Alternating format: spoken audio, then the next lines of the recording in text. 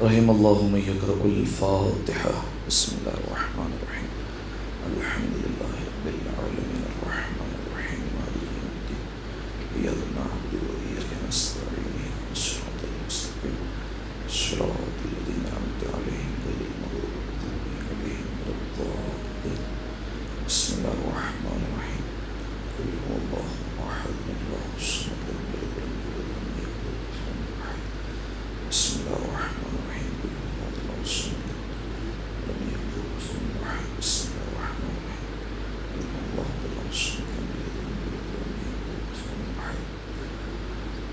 اللهم اغفر للمؤمنین والمؤمنات والمسلمین والمسلمات الأحیاء منهم والأموات اللهم تابع بیننا وبینهم بالخیرات انک مجیب الدعوات انک علی کل شیء قدیر برحمتک یا ارحم الراحمین۔ اللهم صل علی محمد وآل محمد۔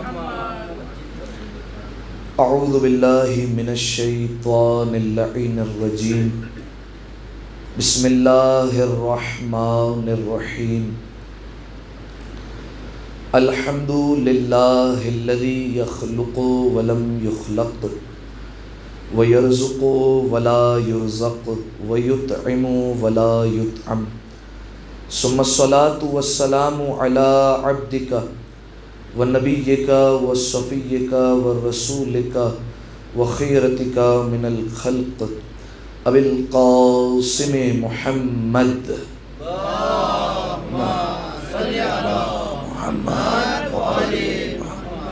وعلى اہل بیتہ الطیبین الطاہرین المعصومین المظلومین سیما ابن عمہ علی علیہ السلام وهو النبأ العظیم والصراط المستقیم والقرآن الکلیم وهو الصدیق الاکبر والفاروق الاعظم وحبل اللہ المتین وامام المسلمین ووصی رسول رب العالمین واللعنۃ الدائمۃ علی اعدائہم اجمعین اما بعد فقد قال اللہ سبحانہ وتعالی فی محکم کتابہ المبین بسم اللہ الرحمن الرحیم انما یرید اللہ لیذہب عنکم الرجس اہل البیت وَيُطَهِّرَكُمْ تَطْهِيرًا۔ اللهم صل علی محمد وآل محمد۔ دعائے سلامتی امام زمان۔ بسم اللہ الرحمن الرحیم اللہم کن لولیک الحجۃ ابن الحسن صلواتک علیہ وعلى آبائه في هذه الساعة وفي كل ساعة وليا وحافظا وقائدا وناصرا ودليلا وعينا حتى تسكنه أرضك طوعا وَتُمَتِّعُهُ فِيهَا طَوِيلًا۔ صلوات اللہ اللہم صل علی محمد محمد۔ اس سے بہتر انداز سے ایک دفعہ مل کر بآواز بلند صلوات دیا کریں۔ اللہم صل علی محمد وآل محمد۔ سامعین محترم، سلسلہ مجالس کی یہ دوسری مجلس اعزا ہے اور جس موضوع کو ان ایام کے لیے منتخب کیا وہ ہے تاریخ فدق اور خطبہ فدق۔ کل آپ کی خدمت میں فدق کے حوالے سے کچھ تاریخ میں نے آپ کی خدمت میں بیان کی تھی۔ سامعین محترم، ایام فاطمیہ یہ وہ ایام ہیں، کل میں نے آپ کی خدمت میں عرض کیا، جس کے متعلق معصوم نے فرمایا کہ جن ایام میں ہماری جدہ مظلومہ پر ظلم ڈھائے گئے وہ ایام روز عاشورہ سے زیادہ سخت ہیں اور روز عاشورہ سے زیادہ مصیبت زدہ ہیں۔ یقیناً آپ محسوس کر سکتے ہیں کہ روز عاشور ایک بندے مومن کی کیا کیفیت ہوتی ہے اور وہ کس طریقے سے روزہ عاشور کو گزارتا ہے، تو اگر میں معصوم کی روایت کی روشنی میں یہ بات کہوں تو ہرگز غلط نہیں ہے کہ روزہ عاشورہ سے زیادہ حق ہے کہ زیادہ مصیبت کے ساتھ اور زیادہ غم کے ساتھ ان ایام کو منایا جائے۔ بالکل جو ہے وہ 100% اور متفقہ بات ہے۔ تو جو افراد اس فرش پر موجود ہیں یقیناً وہ لائق تحسین اور لائق تعریف ان کے لیے ہے کہ وہ اس فرش پر آئے اور وقت پر آئے، اور یقیناً اس کا اجر شہزادی کونین آپ کو انشاءاللہ عطا فرمائیں گے۔ اور ایک آیت اللہ کا قول بھی آپ کی خدمت میں نقل کر دوں۔ اکثر ہمارے ذہنوں میں ایک سوال آتا ہے، اور وہ سوال یہ ہوتا ہے کہ ہم گناہگار ہیں، ہر زندگی کے ساتھ گزرتے لمحوں کے ساتھ ہمارے گناہوں میں اضافہ ہوتا جاتا ہے، ایک کے بعد ایک گناہ کرتے جاتے ہیں۔ تو ایک لمحہ ایسا آتا ہے کہ انسان سوچنے پر مجبور ہو جاتا ہے کہ اب پروردگار عالم کی بارگاہ میں میری کوئی آبرو باقی ہے یا آبرو باقی نہیں ہے، اس کی بارگاہ میں کوئی میری عزت ہے یا عزت نہیں ہے۔ کہیں ایسا تو نہیں ہے، کیونکہ پروردگار عالم نے ہی قرآن مجید میں فرمایا کہ ہم تمہیں مہلت دیتے جاتے ہیں، اور مہلت اس لیے نہیں کہ وہ تمہارے حق میں بہتر ہے، اس لیے مہلت دیتے ہیں تاکہ اور گناہ کرو، جتنے گناہ کرنا چاہتے ہو اور گناہ کرتے جاؤ، اور ہم تمہیں ایک ساتھ پکڑ میں لیں گے، ہمارا عذاب بڑا دردناک ہے، ایک ساتھ تمہیں گرفت میں لیں گے۔ تو کئی مرتبہ انسان اپنی زندگی نعمتوں میں گزار رہا ہوتا ہے، پروردگار عالم کی جانب سے اسے رزق بھی مل رہا ہوتا ہے، پروردگار عالم کی جانب سے اسے دیگر نعمات بھی مل رہی ہوتی ہے، اچھا کھا رہا ہے، اچھا پہن رہا ہے، کوئی مصیبت نہیں آ رہی، کوئی بیماری نہیں آ رہی۔ حالانکہ یہ بھی ایک عذاب ہے، اگر انسان پر کوئی بیماری نہ آئے یہ ایک عذاب ہے، کیونکہ رسول اللہ روایت کے جملے ہیں، ایک جگہ دعوت میں گئے اور وہاں پر جیسے ہی پہنچے تو رسول اللہ ابھی کھانا چاہتے تھے کہ اچانک سے رسول اللہ نے دیکھا کہ ایک اونچائی پر مرغی بیٹھی ہوئی ہے اور اس نے انڈا دیا، وہ گرتے گرتے انڈا ٹھہر گیا اور گرا نہیں۔ تو وہ جو صاحب خانہ تھا، جو میزبان تھا، وہ ہنس کر کہنے لگا یا رسول اللہ میرے گھر میں مصیبتیں نہیں آتی، مجھے پتا تھا مجھے اس انڈے کے برابر بھی نقصان نہیں جھیلنا پڑے گا۔ رسول اللہ وہاں سے اٹھے اور چلے گئے۔ رسول اللہ نے کہا کہ جس گھر میں مصیبتیں نہیں آتی گویا ایسے ہی ہے کہ وہاں پروردگار عالم نے عذاب نازل کرنے کا ارادہ کر لیا ہے، جس گھر میں مصیبتیں نہیں آتی۔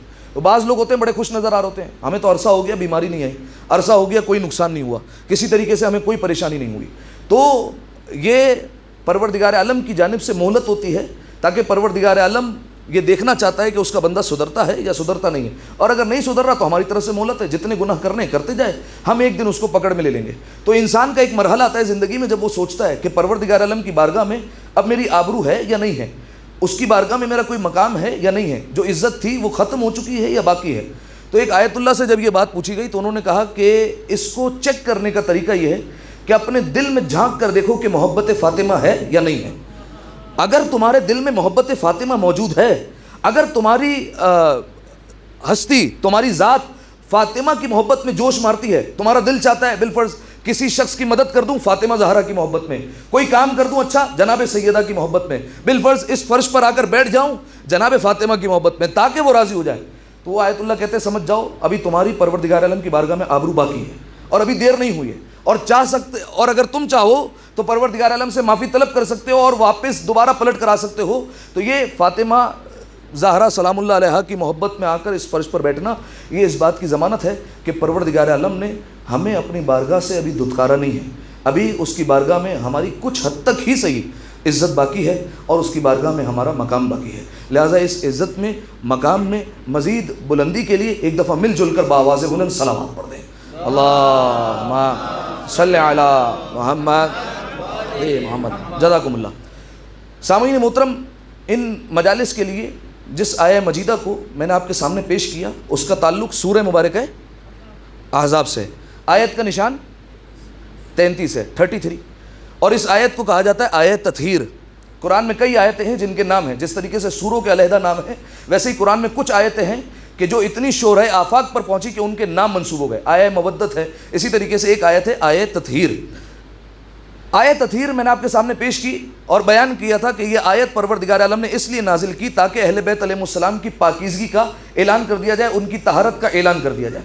آیت کیا ہے؟ انما یرید اللہ لیذھب عنکم الرجس اہل البیت ویطہرکم تطہیرا۔ اللہم صلی علی محمد وآل محمد۔ کل آپ کی خدمت میں اس کا ترجمہ بیان کیا تھا، لفظی ترجمہ، جو کل نہیں تھے وہ اس کا ترجمہ سماعت فرمائے۔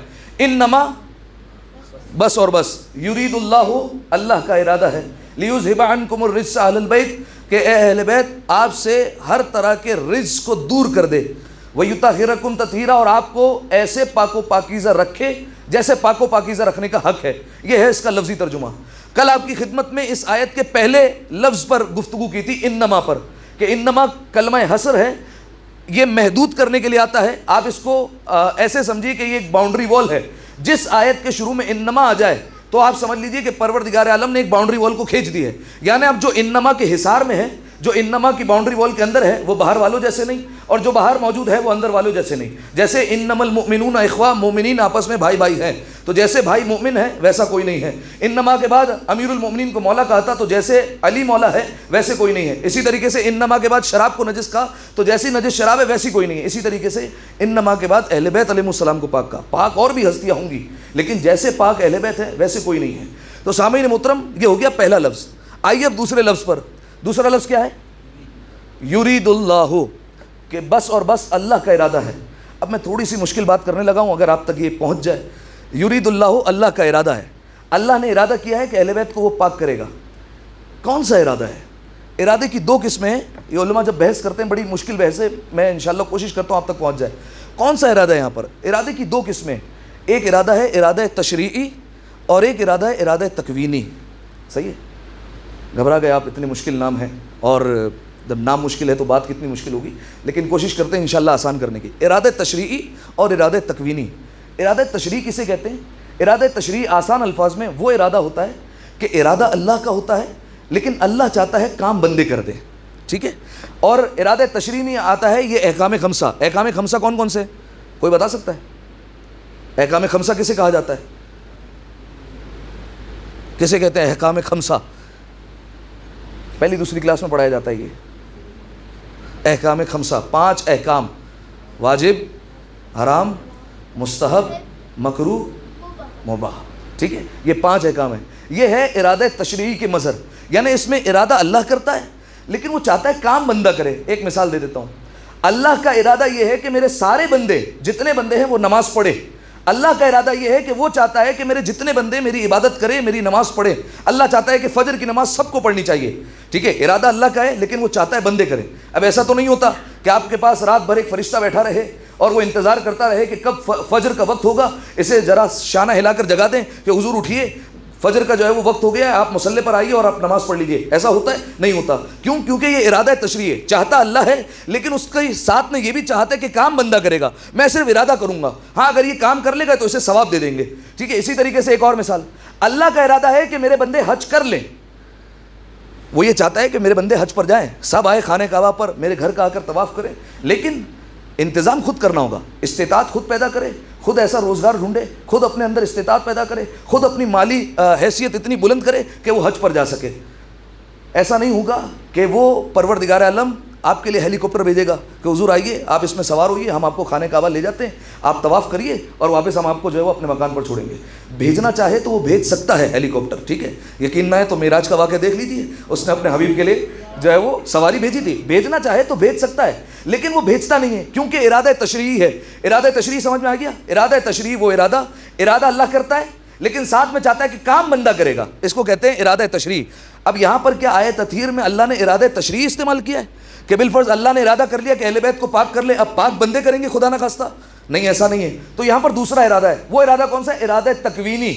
بڑی مشکل بات ہے، ارادہ تکوینی کسے کہتے ہیں؟ ارادہ تکوینی وہ ارادہ ہوتا ہے جس میں اللہ ارادہ کرتا ہے اور وہ خود کام کرتا ہے، اس کی چاہت ہوتی ہے، آپ چاہیں یا نہ چاہیں، آپ کو اچھا لگتا ہے تو لگے، آپ کو برا لگتا ہے تو لگے، اللہ یہ کام کر کے رہے گا۔ بالفرض اللہ نے قرآن مجید میں کہا انی جاعل فی الارض خلیفہ، میں آدم کو زمین پر خلیفہ بنانے والا ہوں۔ اللہ کا ارادہ ہے آدم کو خلیفہ بنائے، ارادہ تکوینی ہے، وہ چاہ رہا ہے تو بنائے گا اور بنا کر رہے گا۔ آپ کو اچھا لگتا ہے تو اچھا لگے، برا لگتا ہے تو برا لگے، مانتے ہیں تو مانے، نہیں مانتے تو نہیں مانے۔ ہاں مان لیں گے تو سعادت ملے گی، جنت ملے گی، نہیں مانیں گے تو شیطان ہو جائیں گے، لعنت ملے گی۔ تو اس آیت میں بھی اللہ نے ارادہ تکوینی استعمال کیا ہے۔ اللہ چاہتا ہے اہل بیت علیہ السلام کو پاک کرے، آپ چاہیں یا نہ چاہیں، اس کا ارادہ ہے، وہ پاک کر کے رہے گا۔ ہاں اگر مان لیں گے تو جنت ملے گی، نہیں مانیں گے تو لعنت ملا کرے گی۔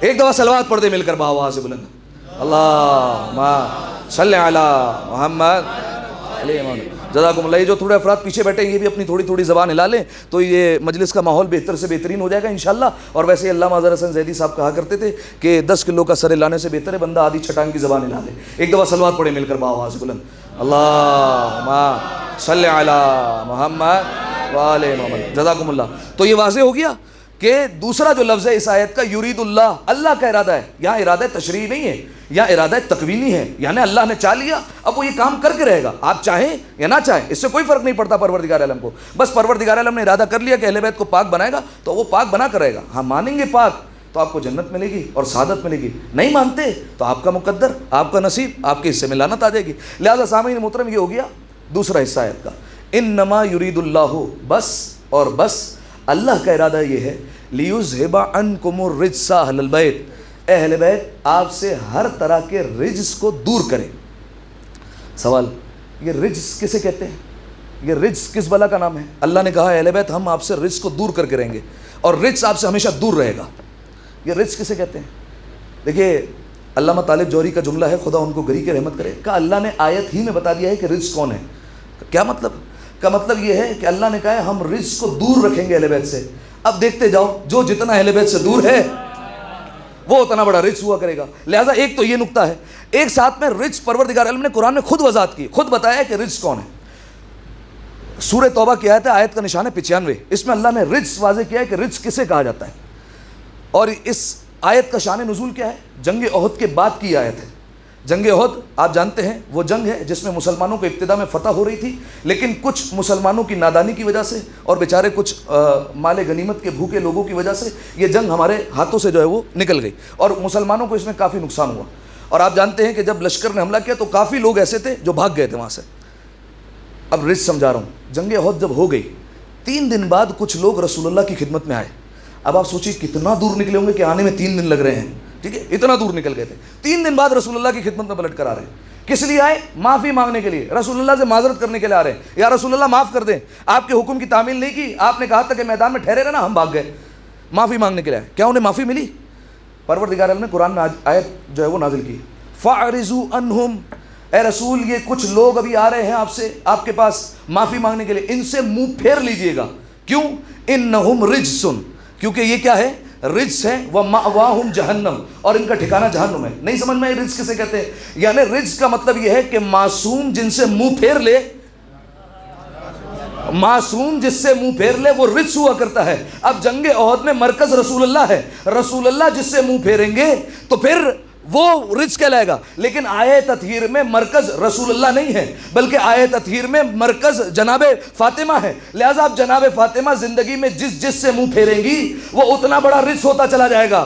جس سے منہ پھیر لے وہ رجس ہوتا جائے گا. جو اب تک نہیں بولا ان سے ان کی نظر کرتا ہوں. کرتی ہے تیری ذات کبھی بات خدا سے, کرتی ہے تیری ذات کبھی بات خدا سے, ملتی ہے محمد کو شفا تیری قصہ سے, راضی نظر آتے ہیں علی تیری رضا سے, حسنین بھی بنتے ہیں سخی تیری عطا سے, زینب بھی ہے پاکیزہ تیری پاک ردا سے, اور بن جاتا ہے عباس بھی بس تیری دعا سے.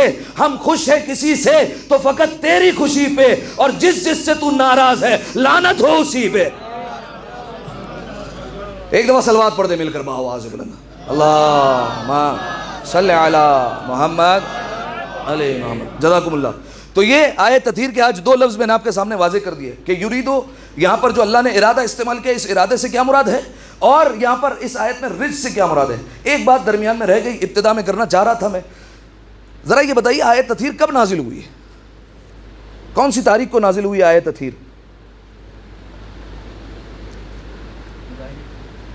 جزاکم اللہ.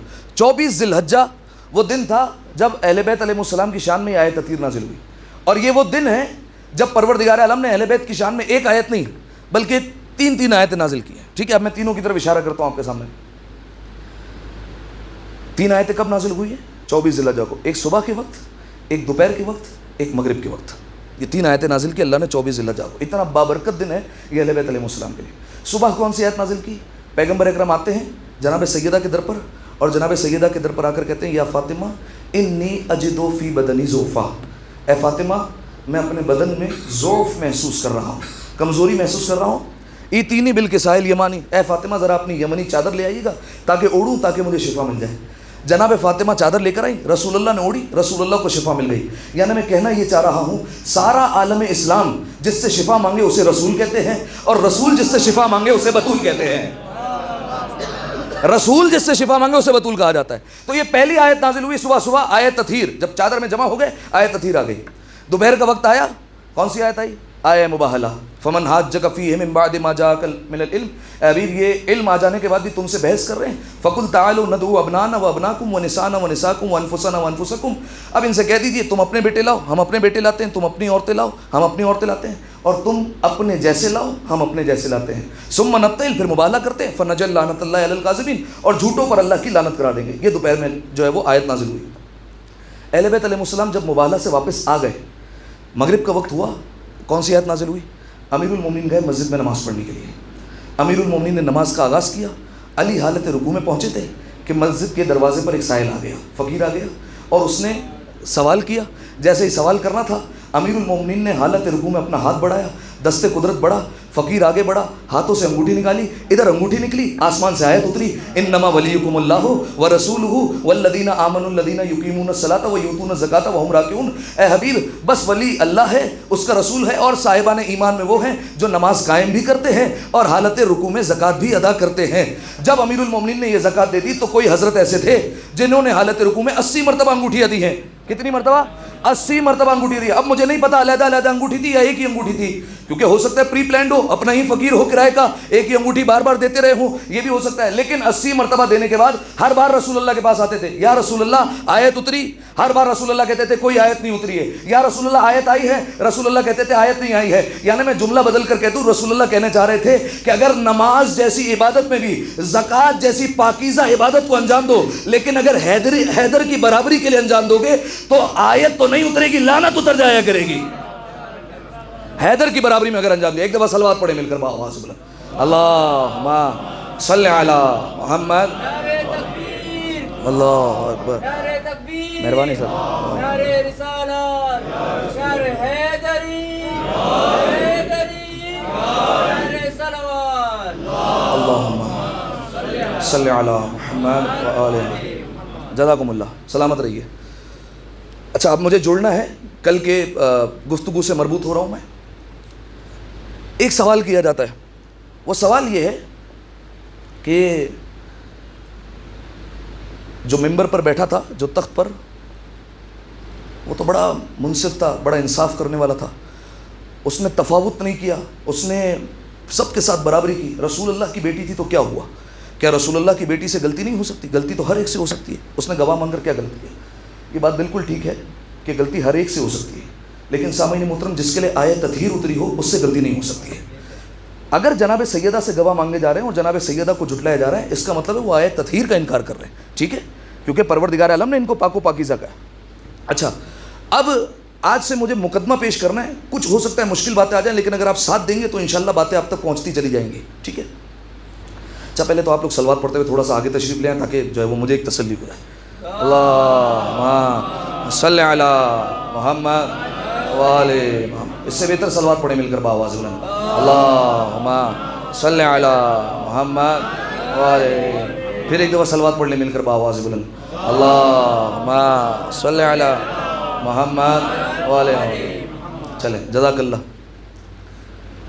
جناب سیدہ فدق لینے کے لیے چلی، کل آپ کی خدمت میں بیان کر دیا تھا کہ فدق کا علاقہ کس نے آباد کیا، اس میں باغات کس نے اگائے، یہ زرخیز زمین کتنی زرخیز زمین تھی، پھر یہ فدق کا علاقہ کتنی وسعت پر پھیلا ہوا تھا، کتنا بڑا تھا یہ علاقہ، صرف ایک باغ نہیں تھا، اس میں کئی باغات تھے۔ یہ فدق کا علاقہ جناب سیدہ تک کس طریقے سے پہنچا، ان کو کس طریقے سے ہاتھ میں آیا، پھر جناب سیدہ سے جب چھین لیا گیا تو پھر یہ کہاں گیا، اور جب امیر المومنین کی خلافت آئی تو انہوں نے فدق کو واپس کیوں نہیں لیا جبکہ ان کا حق تھا۔ اس کے کل 3 جوابات آپ کی خدمت میں بیان کیے تھے، اور پھر ساتھ ہی ساتھ یہ بیان کیا تھا کہ جناب سیدہ جو کائنات کی ملکہ ہے وہ فدق جیسا علاقہ لینے کے لیے کیوں جا رہی ہے۔ تو آپ کی خدمت میں بیان کیا تھا کہ جناب سیدہ جو گئی ہیں وہ فدق لینے کے لیے نہیں گئی ہے فقط، کیونکہ ظاہر سی بات ہے ملکۃ العرب کی بیٹی کیا فقیروں سے مانگنے جائے گی، یہ تو ممکن نہیں ہو سکتا۔ جناب سیدہ کیوں جا رہی ہے؟ فدق تو ایک سیڑھی ہے، اس کو ایک ذریعہ بنانا ہے، دراصل پہنچنا ہے امیر المومنین کے حق کے خلافت تک، وہ واپس دلوانا ہے۔ لہٰذا یہ کل 8-9 باتیں جو تھی آپ کی خدمت میں بیان کر دی تھی فدق کے حوالے سے، ٹھیک ہے۔ اب جناب سیدہ کے اس باغ پر، فدق کے علاقے پر، اچھا دیکھیے میں بار بار باغ کا لفظ استعمال کروں گا لیکن آپ کے ذہنوں میں یہ رہے کہ یہ فدق علاقہ تھا، ٹھیک ہے. اس باغ پر بی بی کے کچھ عمال تھے، کچھ کام کرنے والے تھے. کچھ لوگ آئے اور انہیں وہاں سے نکال دیا اور کہا کہ یہ اب جو پراپرٹی ہے، یہ جو علاقہ ہے، یہ حکومت کا ہے. وہاں سے انہیں ہٹا دیا گیا. 160 کلومیٹر کا فاصلہ تھا. وہ لوگ آئے، روتے ہوئے آئے جناب سیدہ کے دروازے پر دستک دی. جناب سیدہ نے دیکھا. جناب سیدہ کیونکہ ہونے کو ہونے سے پہلے جانتی ہے، عالمہ غیر معلمہ کی ماں ہے، لہٰذا انہیں پوچھنے کی ضرورت نہیں، لیکن پوچھا اس لیے تاکہ بات ہم تک پہنچے. پوچھا کہ کیا بات ہے، کیوں رو رہے ہو؟ کہا بی بی ہم باغ میں کام کر رہے تھے، ہمیں وہاں سے ہٹا دیا، وہاں سے نکال دیا گیا، چلتے رہیے گا میرے ساتھ. بی بی نے کہا اچھا. بی بی اندر گئی حجرے میں، اپنے بابا کا امامہ اپنے سر پر رکھا، اپنا برقع لیا اور چلنے لگی. رسول اللہ کا امامہ اہل بیت علیہ السلام ہر وقت نہیں پہنا کرتے تھے. خاص مواقع ہوتے تھے، خاص تحریکیں ہوتی تھی جب رسول اللہ کا امامہ نکالا جاتا تھا.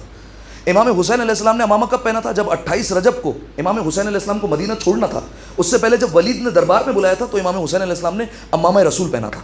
آج جناب سیدہ نے اپنے سر پر بابا کا امامہ رکھا اور چلی ہیں. کون کون چلا ساتھ؟ جناب سیدہ، امیر المومنین، امام حسن، امام حسین اور جناب ام ایمن، ٹھیک ہے، جزاکم اللہ.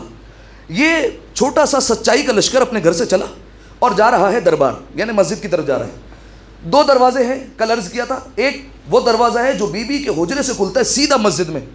بی بی اس دروازے سے نہیں آئی کیونکہ اگر اس حجرے سے آتی تو بات دب جاتی، ہو سکتا ہے محرک بات کو دبا دیتے کہ کیا ہوا تھا مسجد میں کسی کو پتہ نہیں چلتا. لیکن صدر دروازے سے آئی بی بی. حالانکہ بی بی کو میں نے بتایا تھا کل تکلیف ہے، لیکن بی بی آ رہی ہے صدر دروازے سے. آس پاس کے لوگ دیکھ رہے ہیں، سارے مدینہ میں خبر پھیل رہی ہے، رسول کی بیٹی رسول کا ماما سر پر رکھ کر مسجد کی طرف جا رہی ہے. سارا مدینہ جمع ہو رہا ہے، مسجد میں آ گئے سب کے سب. جیسے ہی بی بی سیدہ مسجد میں داخل ہوئی ہے اور یہاں پر جیسے ہی بی بی سیدہ نے ورود کیا ہے تو میں نے بتایا کہ راوی نے فوراً جیسے ہی جناب سیدہ کو دیکھا تو فوراً کہا اللہ اللہ، ایسا لگ رہا ہے کائنات کا رسول چل کر آ رہا ہے. ایسے ہی فاطمہ چل رہی ہے جیسے رسول چلا کرتے تھے.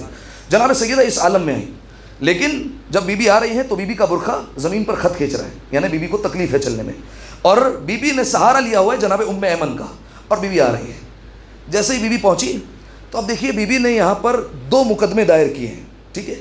ہم صرف زیادہ تر یہی سنتے ہیں کہ بی بی نے اپنی وراثت مانگی، بی بی کو وراثت نہیں ملی. صرف وراثت کا معاملہ نہیں تھا، وراثت تو بعد میں آئے گی. بی بی نے یہاں پر 2 مقدمے دائر کیے. سب سے پہلے بی بی نے آ کر دعویٰ کیا کہ لاؤ ہماری ملکیت ہمیں واپس کرو. انہوں نے کہا گواہ پیش کرو. یاد رکھیے گا اسلام میں قاعدہ ہے، قاعدہ ید. کیا کہا جاتا ہے؟ قاعدہ ید. ید کسے کہتے ہیں عربی میں؟ ہاتھ کو، ٹھیک ہے. ید اللہ امیر المومنین کا لقب ہے، اللہ کا ہاتھ.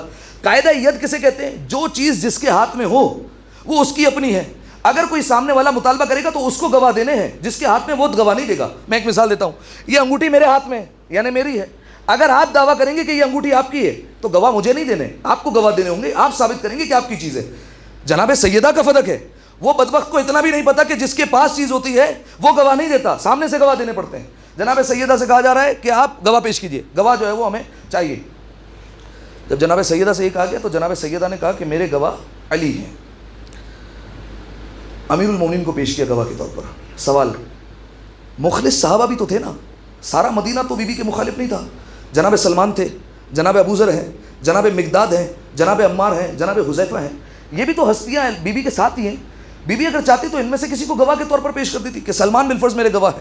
لیکن میں نے کل کہا کہ بی بی کے ایک ایک قدم پر حکمت عملی ہے. بی بی نے ہر قدم سوچ کر اٹھایا ہے، ہر قدم کے پیچھے کوئی نہ کوئی راز ہے. بی بی نے امیر المومنین کو پیش کیا، علی میرے گواہ ہیں. کیوں جانتے ہیں؟ ایک مثال دوں آپ کے سامنے، اگر سمجھ جائیں تو میرے ساتھ جو ہے وہ بول پڑیے گا. میں مثال دیتا ہوں. بالفرض میں ممبر پر جب بیٹھوں تو میں آ کر کہوں آج آپ سب نے جھوٹ بولا ہے. بالفرض میں الزام لگا دوں آپ سب پر. بالفرض میرا دماغ خراب ہو گیا، میں نے کہا کہ آپ سب جو ہے وہ جھوٹ بول کر آئے. آج میں نے آپ پر الزام لگایا. جب کہ میں نے الزام لگایا تو میں نے گناہ کیا، اور گناہ کرنے والے کو کہتے ہیں گناہ گار. عربی زبان میں جو گناہ کرتے ہیں اسے کہتے ہیں فاسق. کیا کہا جاتا ہے؟ فاسق. یعنی اگر کل سے میں مسجد میں آؤں گا تو میں نماز نہیں پڑھا سکتا آپ کو، ٹھیک ہے. آپ میرے پیچھے کھڑے ہو کر نماز نہیں پڑھ سکتے کیونکہ میں فاسق ہو گیا ہوں. اب عادل نہیں رہا، میری عدالت زائل ہو چکی ہے. لیکن آپ مجھے نماز پڑھانے سے روک سکتے ہیں. توجہ چاہ رہا ہوں. آپ مجھے نماز پڑھانے سے روک سکتے ہیں، مسجد میں آنے سے نہیں روک سکتے کیونکہ میں فاسق ہوا ہوں، کافر نہیں ہوا ہوں. توجہ چاہ رہا ہوں میں آپ کی. لیکن اگر بالفرض میں ممبر پر آ کر بیٹھ کر کہوں خدا نہ خواستہ کہ قرآن کی فلاں آیت جھوٹی ہے، میں نے پہلے آپ لوگوں کو جھوٹا کہا تو فاسق ہوا، اب اگر قرآن کی آیت کو جھوٹا کہوں تو اب میں فاسق نہیں ہوں گا، کافر ہو جاؤں گا۔ علی قرآن کی آیت نہیں تھی، علی پورا قرآن تھا۔ علی پورا قرآن ہے۔ بی بی نے امیر المومنین کو آگے کیا، ٹھیک ہے۔ اس بات کو میں اور واضح کروں کہ اگر امیر المومنین کو جھٹلائے گا تو وہ یعنی قرآن کو جھٹلا رہا ہے، قرآن کو جھٹلانے والا کافر ہوا کرتا ہے۔ بی بی نے یعنی اس کے چہرے سے مسلمان کا نقاب اتار لیا ہے۔ میں آپ کے سامنے ایک روایت پڑھتا ہوں تاکہ اگر آپ کو سمجھ میں آ جائے تو بول پڑیے گا۔ امیر المومنین کو انکار کرنے والا کون ہے؟ کافر۔ رسول اللہ اپنے ایک صحابی کے ساتھ اور امیر المومنین کے ساتھ مسجد جا رہے تھے۔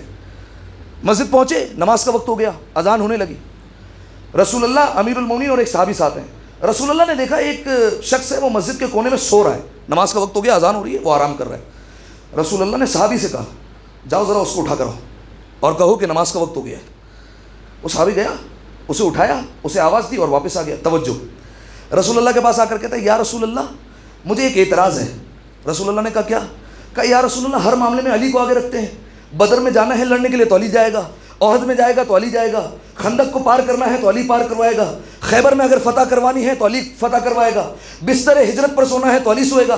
یا رسول اللہ اس کو اگر اٹھانا تھا تو علی کو بیچتے، علی کو اٹھانا چاہیے تھا۔ رسول اللہ مسکرانے لگے۔ رسول اللہ نے کہا تو سمجھا نہیں میری بات کو، اگر تجھے وہ انکار کر دیتا تو وہ فاسق ہو جاتا، علی کو اگر انکار کر دیتا تو وہ کافر ہو جاتا۔ جناب سیدہ نے گواہ کے طور پر اب سمجھ میں آیا جناب سلمان اور جناب ابوذر کو کیوں پیش نہیں کیا۔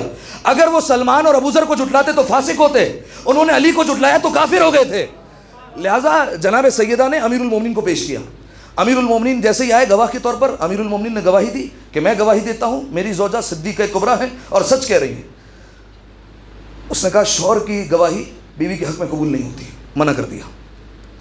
جناب سیدہ نے کہا یہ کہاں لکھا ہے کہ شوہر کی گواہی بیوی کے حق میں قبول نہیں ہوگی؟ کہا نہیں ہم نہیں مانتے کیونکہ شوہر تو آپ ہی کا ساتھ دے گا۔ انہوں نے منع کر دیا، ٹھیک ہے۔ تو اب وہ کس منزل پر چلے گئے؟ دائرہ اسلام سے تو نکل گئے۔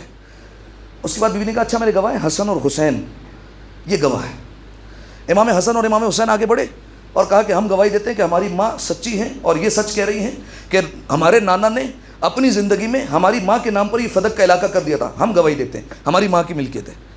جیسے یہ کہا تو انہوں نے کہا نہیں بیٹوں کی گواہی بھی ماں کے حق میں قبول نہیں ہے، ہم نہیں مانتے۔ آپ یہ سوچیں، یہ تعجب کی بات ہے، حسن اور حسین جو جنت کے جوانوں کے سردار ہیں ان کی گواہی کو یہاں پر جھٹلایا جا رہا ہے۔ لوگ ہم سے پوچھتے ہیں کہ آپ فلاں کی روایت نہیں مانتے، آپ فلاں کی روایت کو قبول نہیں کرتے، آپ فلاں ہستی کی روایت کو کیوں نہیں مانتے؟ میں ایک جملہ کہتا ہوں، میں نے کہا یہ حضور آپ نے ہی ہمیں طریقہ سکھایا ہے۔ کہا کیا مطلب؟ میں نے کہا امام حسن اور امام حسین وہ ہے جو رسول اللہ کی پشت پر سوار ہونے والے تھے نماز کی حالت میں۔ جب حالت نماز میں پشت پر سوار ہونے والے کا اعتبار نہیں ہے آپ کے نزدیک تو پیچھے کھڑے ہونے والوں کا اعتبار کس طریقے سے کر لیا جائے گا؟ لہذا سامعین محترم، امام حسن اور امام حسین کو جھٹلایا گیا۔ جب یہاں پر امام حسن اور امام حسین کو جھوٹا کہا گیا، کہا اور کوئی گواہ؟ بی بی نے کہا ام ایمن۔ جناب ام ایمن آگے آئی اور کہا میں گواہی دیتی ہوں سیدہ سچ کہہ رہی ہے۔ انہوں نے کہا ٹھیک ہے ہم ام ایمن کی گواہی قبول کرتے ہیں۔ کتنی تعجب کی بات ہے، علی کو جھٹلایا، ام ایمن کی گواہی کو قبول کیا۔ کہا ہم ام ایمن کی گواہی کو مانتے ہیں لیکن ام ایمن کی گواہی ادھوری ہے، نصاب پورا نہیں ہے۔ اگر گواہی کے طور پر دو عادل چاہیے تو یا تو دو مرد لے کر آئیں، یا یہ ایک عورت ہے تو ایک اور عورت بھی لانی پڑے گی تاکہ ایک مرد کے برابر ہو جائے، اور ایک اور مرد لے گئے تاکہ آپ کی گواہی پوری ہو۔ بی بی کے پاس اس وقت گواہ نہیں تھے۔ بی بی نے کہا اچھا تو میری ملکیت کو نہیں مانتا، ملکیت نہیں دے گا وراثت تو دے گا۔ اب آئیے بات وراثت کی۔ سامعین محترم، دو چیزیں میں چاہ رہا ہوں کہ یہ بات بچے بھی وصول کر لیں کیونکہ یہ وہ باتیں ہیں جو ہمارے ہر فرد کو پتہ ہونی چاہیے۔ دو چیزیں ہیں، ایک ہے ملکیت، ایک ہے وراثت۔ بی بی نے پہلے ملکیت کا دعویٰ کیا، بعد میں وراثت کا دعویٰ کیا ہے۔ ملکیت کسے کہتے ہیں؟ مثال دیتا ہوں تاکہ بات سمجھ جائے۔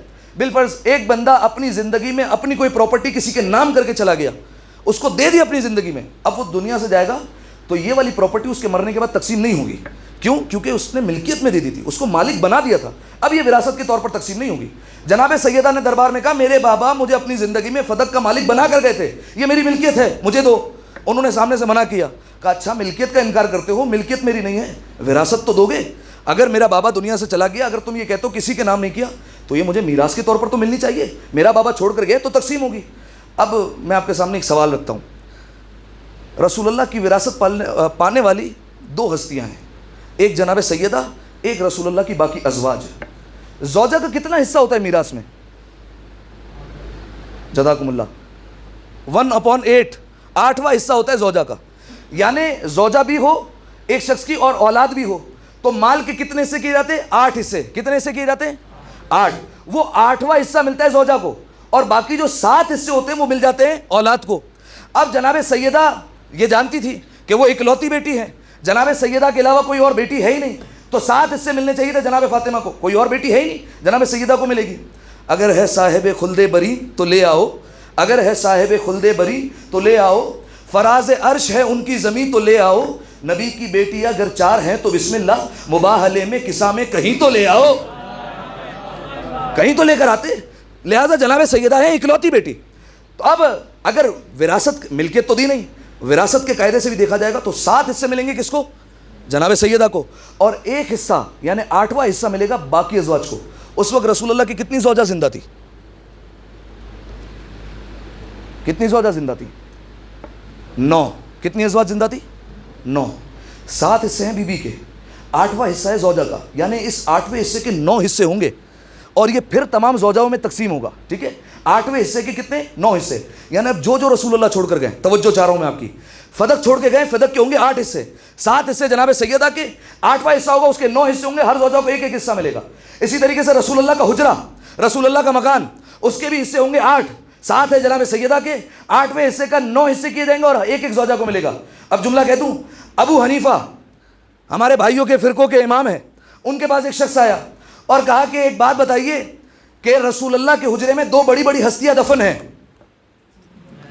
اگر پہنچے آپ، رسول اللہ کے حجرے میں 2 بڑی ہستیاں دفن ہیں، دفن ہوا جاتا ہے اپنی ملکیت میں، وہ تو رسول اللہ کا حجرہ ہے، وہ وہاں کیسے دفن ہو گئے؟ تو انہوں نے کہا بات یہ ہے کہ رسول اللہ کی زوجہ کو میراث ملی تھی، تو جب ان کو میراث ملی تو انہوں نے اپنے ابا جانوں کو دے دی اور وہ ان کو وہاں پر دفن ہونے کی اجازت دی۔ تو انہوں نے کہا بڑی کمال کی بات ہے، فاطمہ کو وراثت ملتی نہیں ہے، ازواج کو وراثت مل جایا کرتی ہے۔ فاطمہ کو وراثت دی نہیں، ازواج کی باری آئی تو ازواج کو وراثت دے دی، اور اس کے بعد عجیب جملہ کہا چلو مان لیا وراثت دے دی، اگر وراثت تقسیم بھی کرنی تھی تو حجرے کے پہلے 8 حصے ہوں گے، 7 حصے ہیں فاطمہ کے، 8واں حصہ جو ہوگا اس کے 9 حصے کیے جائیں گے، ہر حصہ پھر 1 زوجہ کو دیا جائے گا۔ تو کہا اگر 9واں حصہ نکالیں گے تو 1 بالش بنتا ہے، تم نے تو بڑے بڑے وجود لٹا دیے ہیں۔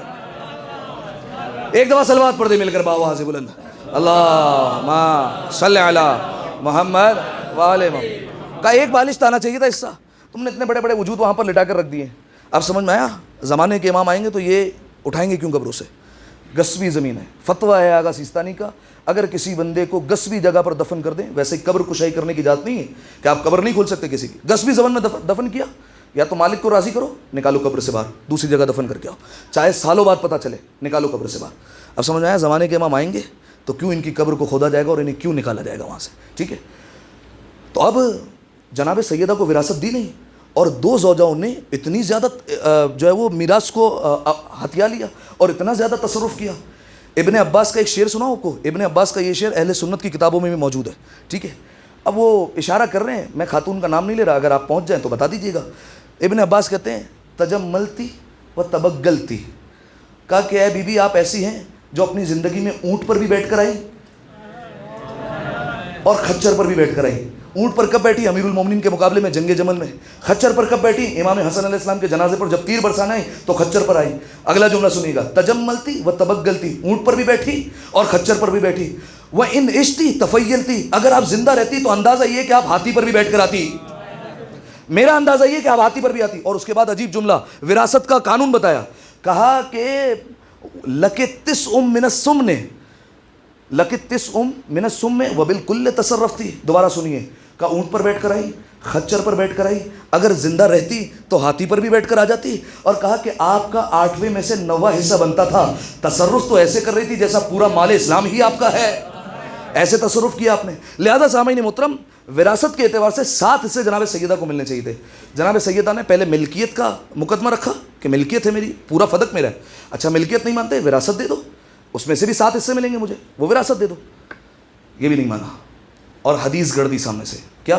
نحن معاشر الانبیاء لا نورث ولا نورث، ہم انبیاء کے گروہ نہ وارث بنتے ہیں نہ وارث بناتے ہیں۔ یہ کون حدیث بیان کر رہا ہے؟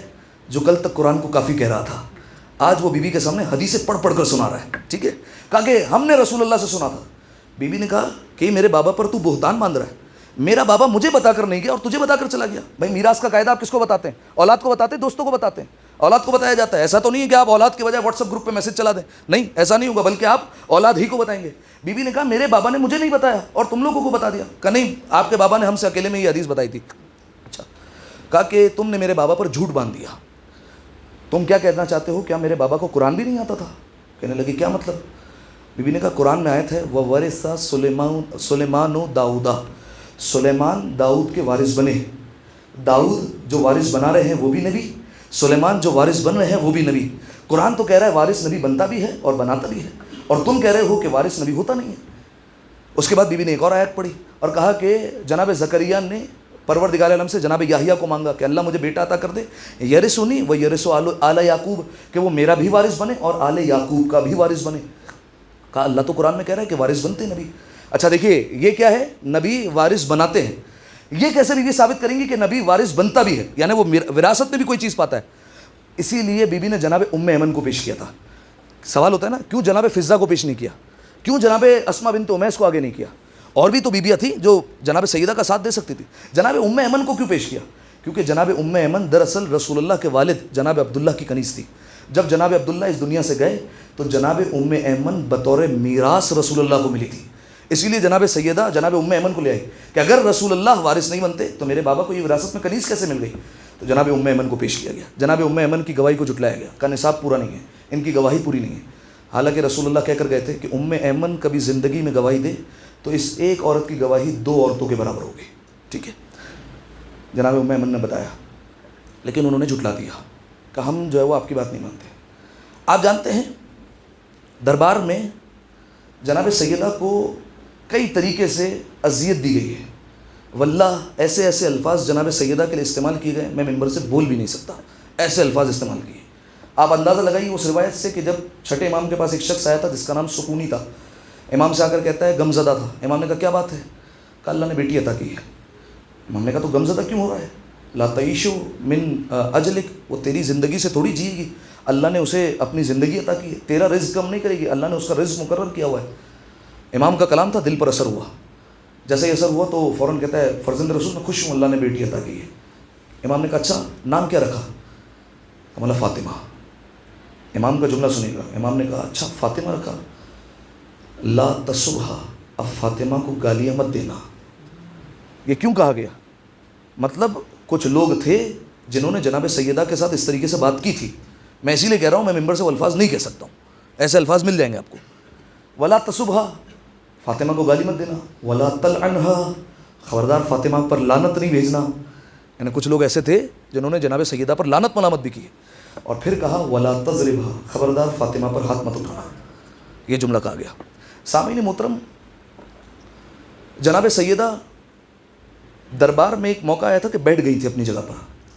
امیر المومنین نے بعد میں پوچھا, کہا کہ فاطمہ کیا بات ہے, کیا آپ دربار میں بیچ میں بیٹھ گئی تھی ایک مقام پر؟ جناب سیدہ نے روتے ہوئے کہا کہ اے علی, میں اس بات پر روئی کہ میں کئی دیر تک دربار میں کھڑی رہی لیکن کوئی اپنی مسند سے نہیں اٹھا. جب میں دربار میں آتی تھی میرا بابا مسند چھوڑ دیا کرتا تھا, مجھے اپنی جگہ پر بٹھایا کرتا تھا. کہا کوئی میرے لیے نہیں اٹھا. اس کے بعد جناب سیدہ نے کہا ایک اور مقام پر, کہا اے علی, اس لیے بھی میرا دل دکھا کہ انہوں نے فاطمہ کو جھوٹا کہا. جناب سیدہ کا جملہ ہے خطبہ فدق میں, اعلموا انی فاطمہ, لوگوں پہچانو میں فاطمہ ہوں. یہ بی بی کا جملہ کہنا بتا رہا ہے کہ لوگ بی بی سے انجان ہو گئے تھے مدینہ میں. اعلموا, پہچانو, انی فاطمہ, وہی فاطمہ ہوں جس کے احترام میں رسول اللہ کھڑے ہوا کرتے تھے. اور اس کے بعد کہا بی بی نے خدا کی قسم میں جھوٹ نہیں بولتی. یہ قیامت کا جملہ ہے کہ بی بی کو دربار میں کہنا پڑے کہ میں جھوٹ نہیں بولتی ہوں. صدیقہ کبریٰ کہہ رہی ہے. سامعین محترم, ایک بزرگ عالم دین کا جملہ ہے, وہ کہا کرتے تھے, وہ کہتے تھے, اور بالکل سچی بات ہے, آپ تائید کریں گے, اگر اسلام سے آل محمد کا کردار ہٹا دیا جائے, مائنس کر دیا جائے آل محمد کا کردار, تو یہ اسلام چور لٹیروں کا مذہب ہے. بالکل صحیح بات ہے, 100% صحیح بات ہے, کوئی اس میں جو ہے وہ دو رائے نہیں ہے. اگر آل محمد کا کردار ہٹ جائے درمیان سے تو یہ جو مذہب ہے یہ چور لٹیروں کا اور فسادیوں کا مذہب ہے. آپ جا کر دیکھ لیجیے یہ کیسے مسلمان تھے جنہوں نے اپنے نبی کی بیٹی کو دربار میں بلا لیا. کیسے مسلمان تھے, اپنی نبی کی بیٹی کو 4 گھنٹے تک دربار میں کھڑا رکھا. کیسے مسلمان تھے کہ اپنی نبی کی بیٹی کو دربار میں کھڑے ہو کر جھوٹا کہتے رہے. کیسے مسلمان تھے, اسی نبی کے بیٹی کو شکم میں مار دیا. کیسے لوگ تھے؟ یہ شریف لوگوں کا مذہب ہے؟ یہ کیسے انسان تھے کہ اسی بیٹی کا ایک بیٹا جو کربلا میں 3 دن کا بھوکا پیاسا تھا، اس کے سوکھے گلے پہ خنجر چلا رہے ہیں؟ کیسا اسلام ہے؟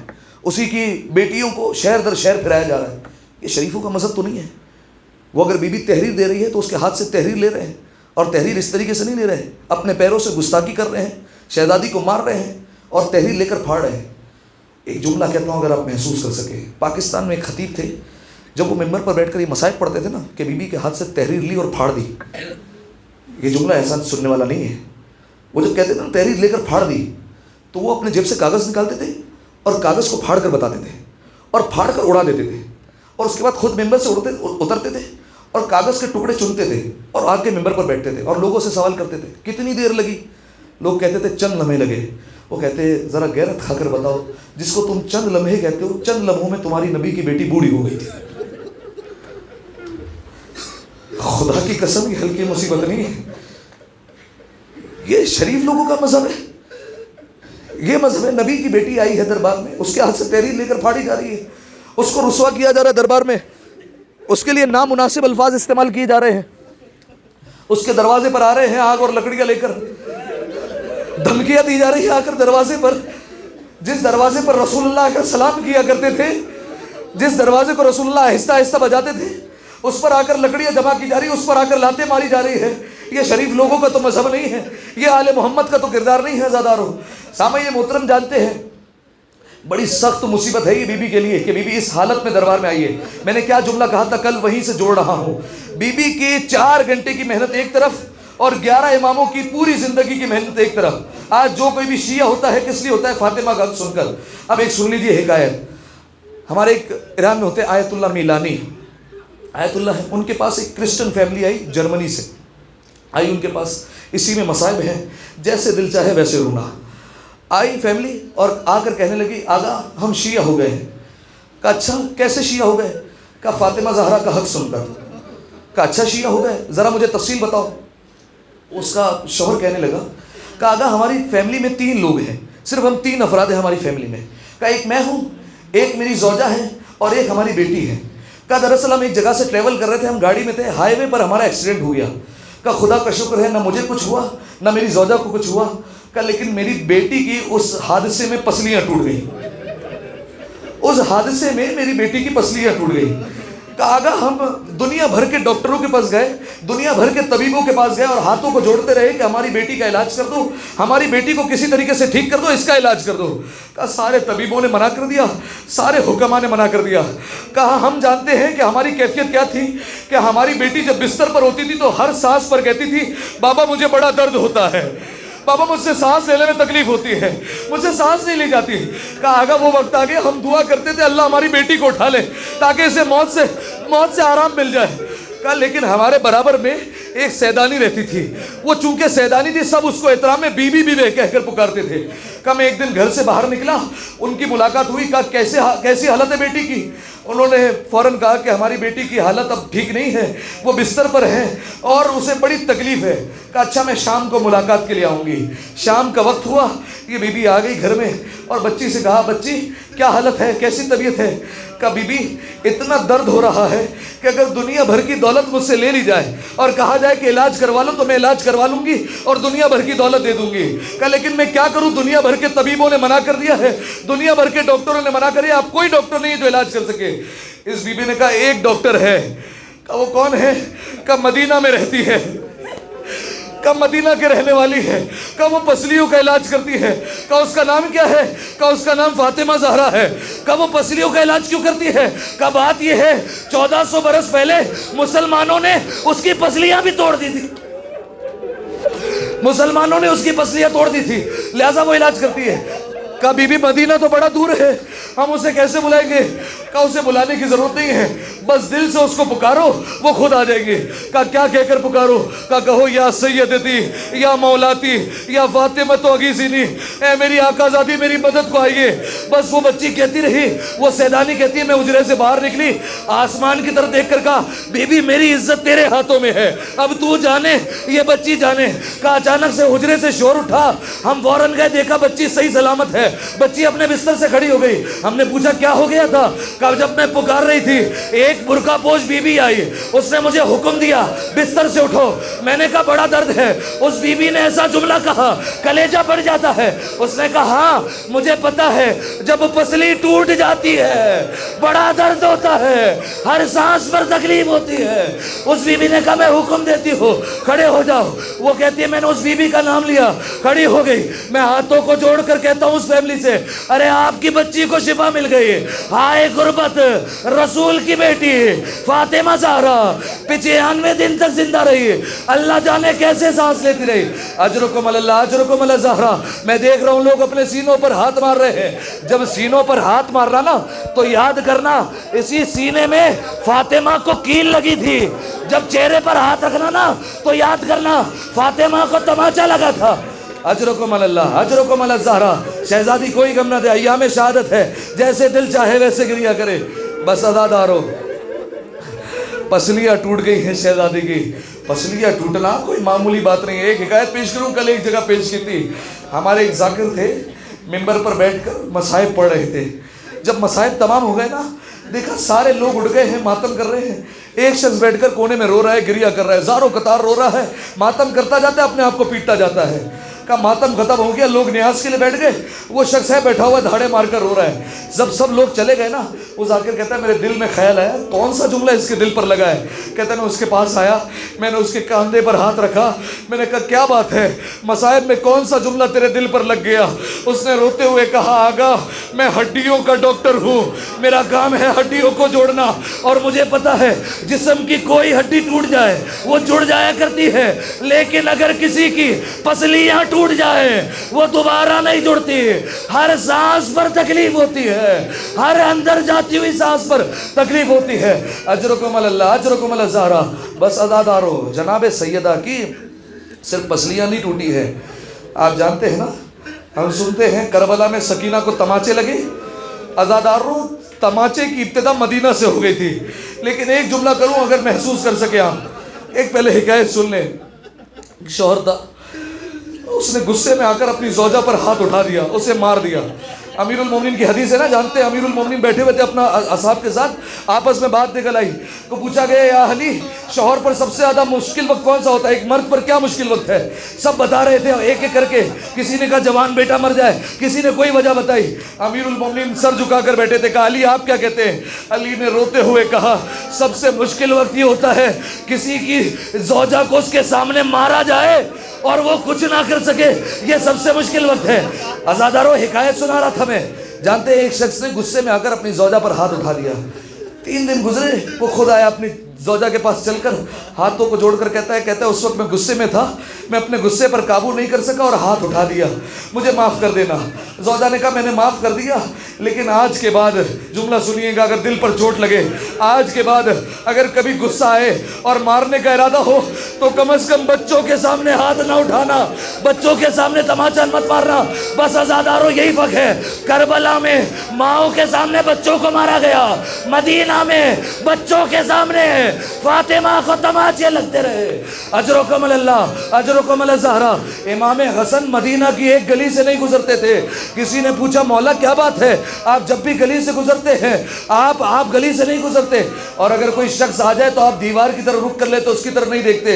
امام حسن علیہ السلام نے کہا میں اس گلی سے نہیں گزرتا ہوں کیونکہ اس گلی میں میری ماں کی گستاخی ہوئی تھی, اور اس شخص کی طرف اس لیے نہیں دیکھتا کیونکہ مجھے یاد آ جاتا ہے اس نے میری ماں کو ایسا تماچا مارا تھا کہ چہرے سے خون جاری ہو گیا تھا. عزادار ہو, اجرکم اللہ, اجرکم اللہ زہرا. شہزادی کوئی غم نہ دے. بس عزادار ہو, شہزادی کی کیا حالت ہے, پسلیاں ٹوٹ چکی ہے, چہرہ زخمی ہے, بازو ٹوٹ چکا ہے. عزادار ہو, کیا رسول کی بیٹی کا اتنا بھی حق نہیں تھا کہ فاطمہ کو کھل کر رونے دیا جائے. عزادار ہو, جانتے قیامت پر یہ قیامت تھی. ایک دن کچھ لوگ آئے امیر المومنین کے گھر میں اور آ کر کہنے لگے اے علی, آخری روایت ہے جیسے دل چاہے ویسے رونا. کہا یا علی, اپنی زوجہ سے کہو یا دن میں رویا کرے یا رات میں رویا کرے, ہم سے برداشت نہیں ہوتا, ہمارے کام میں خلل آتا ہے اور رات کو ہماری نیندیں خراب ہو جاتی ہے. امیر المومنین آئے اور بڑی حسرت کے ساتھ اپنی زوجہ کے سامنے بیٹھ گئے. مقتل کا جرم ہے, امیر المومنین نے ہاتھوں کو جوڑ لیا. اے سیدہ, مدینہ کے کچھ لوگ آئے تھے اور کہہ رہے تھے یا دن میں رویا کرو یا رات میں رویا کرو. جناب سیدہ نے روتے ہوئے کہا اے علی آپ کی زوجہ اب چند دنوں کی مہمان رہ گئی ہے لیکن جب تک زندہ ہے اپنے بابا پر گریہ کرے گی, میرا گریہ کم نہیں ہوگا. بس عزادارو امیر المومنین نے مدینہ کے باہر ایک بیت الحزن بنا دیا. روزانہ علی چھوڑنے جاتے تھے اپنی زوجہ اور بچوں کو, وہاں بی بی مرثیہ پڑھتی, بچے گریہ کرتے اور واپس آ جاتے. جانتے جب جاتے تو کس طریقے سے جاتے اگر آپ محسوس کر سکے؟ جناب سیدہ آگے آگے چلتی, امیر المومنین اور دونوں بچے پیچھے چلتے. آپ جانتے بنی ہاشم کی خواتین ہمیشہ شوہر کے احترام میں پیچھے چلا کرتی ہیں, لیکن یہ کیا ہے کہ امیر المومنین اپنی زوجہ کو آگے چلا رہے ہیں. عزادارو اس عورت کو آگے چلایا جاتا ہے جس کے رستے میں گر جانے کا خطرہ ہو, جس سے چلا نہ جاتا ہو. علی فاطمہ کو آگے چلاتے تھے کہ کہیں فاطمہ نہ گر جائے. روایت کے جملے فاطمہ کئی مرتبہ لڑکھڑا کر گر جاتی. عزادارو ایک دن علی جب واپس آئے دیکھا فاطمہ کا چہرہ سرخ ہے, بچوں کا چہرہ سرخ ہے. کہا زہرا کیا بات ہے؟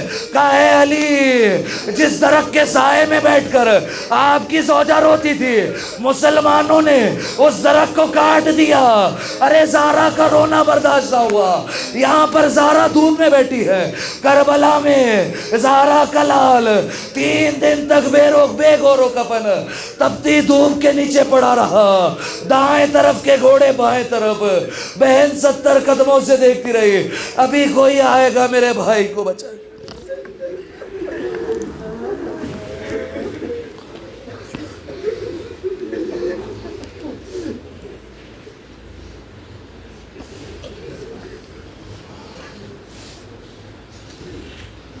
اللہ لعنت اللہ علی القوم الظالمین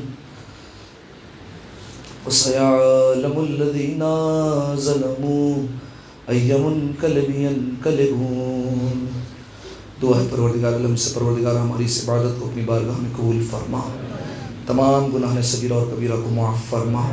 پالنے والے جتنے حاضرین تشریف فرما ہیں تمام کے رزق میں مزید وسعت عطا فرما, تمام کی پریشانیوں کو آسان فرما. میرے مالک ایام فاطمیہ ہیں, جناب زہرا کے غم کے دن ہیں. میرے مالک ان ایام میں ہمیں مصروف ازا رہنے کی توفیق عطا فرما. میرے مالک ہمارے ان آنسوؤں کو جناب سیدہ کے رومال میں جگہ عنایت فرما. ہمارے ان آنسوؤں کو جناب سیدہ کا مرہم قرار دے. زمانے کے امام کے ظہور میں تعجیل فرما, ہمیں ان کے اعوان و انصار میں شمار فرما. ماتم ہے جناب سیدہ.